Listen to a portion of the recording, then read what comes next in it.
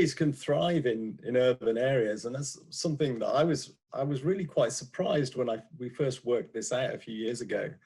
That if you put a young bumblebee nest in a suburban area, or put it in farmland, the ones that you put in urban areas grow much faster and get much bigger than the ones in farmland typically.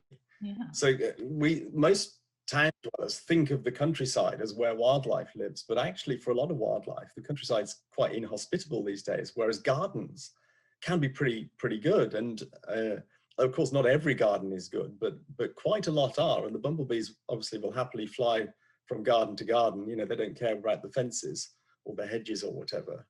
So in urban areas, they stand a much better chance of finding enough flowers than in farmland, which is kind of a bit depressing in terms of how farming's gone and how it reflects on that, but also encouraging, because it shows that, you know, it's worthwhile growing bee-friendly flowers in your garden.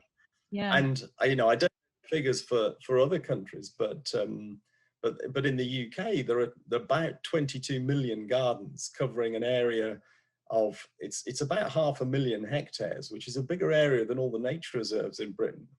And if you know, imagine they were all, or most of them were wildlife friendly gardens, full of flowers, free from pesticides and so on.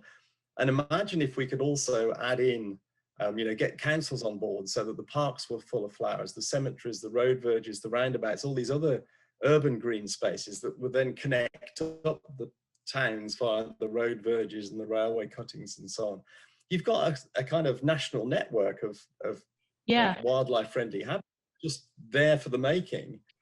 So, and people are, that's what's kind of exciting for me, is this is already happening. This is not just my wishful thinking. Yeah. Lots of people sort of inviting wildlife into their gardens. They want them to be full of bumblebees and butterflies and bird song and everything else. Not everybody, and we've obviously, there's quite a few people to win over still, but it's happening, and I think that's really exciting, and it's kind of empowering, because it, you know, a lot of environmental issues, people feel completely helpless, you know.